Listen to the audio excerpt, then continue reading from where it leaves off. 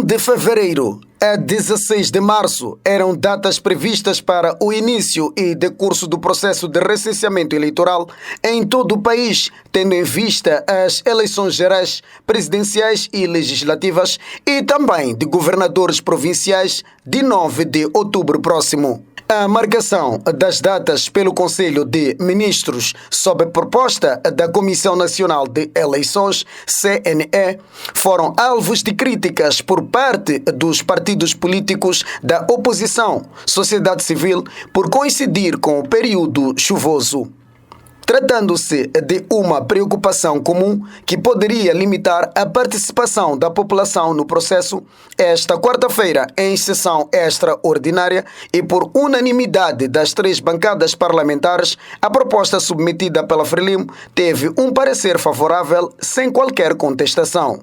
Pelos fundamentos que nós apresentamos, fica claro que só pode haver maior participação dos cidadãos neste processo do recenseamento sistemático se este decorrer em época seca. É isto que nós permitimos, como bancada parlamentar da Frelimo, submetemos esta proposta com maior responsabilidade para permitir que os moçambicanos possam participar de forma ativa, inclusiva e massiva nos processos eleitorais, que passam necessariamente por adquirir o cartão de recenseamento que lhes permitirá votar a 9 de outubro deste ano.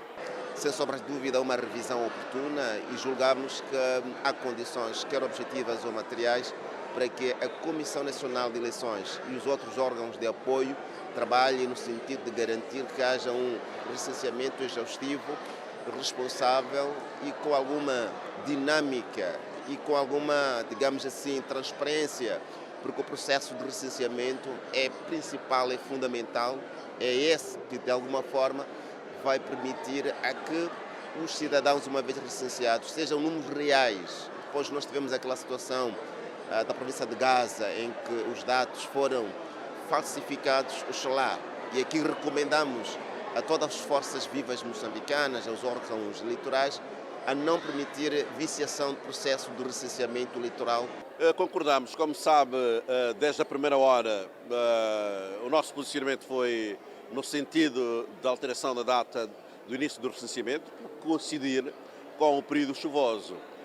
Esta alteração visa, obviamente, dar mais tempo ao Conselho de Ministros aprovar uma nova data fora do período chuvoso, para permitir que a maior parte da população residente nas zonas rurais tenha acesso ao recenseamento. Como sabe também, para além de ser um período em que as pessoas estão preocupadas em trabalhar a terra para produzir comida, mas também em períodos chuvosos, a transitabilidade em nossas estradas é deficitária. E sobre a revisão de todo o pacote eleitoral, que foi alvo de críticas por parte do Conselho Constitucional pela falta de clareza do papel dos órgãos eleitorais, STAI e CNE, no seu funcionamento, só será revista em fevereiro próximo, revela Fernando Bismarck, porta-voz da bancada parlamentar do MDM. O Conselho Constitucional, no seu acórdão, diz que não é obrigatório, mas os tribunais têm fundamentado as suas decisões pelo facto de não ter havido uma impugnação prévia que não é obrigatória. A questão da credenciação dos fiscais, que deve ser pelos partidos políticos para permitir que os partidos se preparem com alguma antecedência. A questão da competência dos tribunais distritais, como sabe, houve decisões tomadas pelos tribunais distritais que o Conselho Constitucional simplesmente anulou. Então, penso que são elementos essenciais para que a confiança esteja presente em processos eleitorais. Portanto, estas e outras questões que julgo importantes. Aprovada a revisão pontual da lei eleitoral, caberá agora à CNE propor ao Conselho de Ministros novas datas de recenseamento eleitoral que deverá arrancar entre março e abril.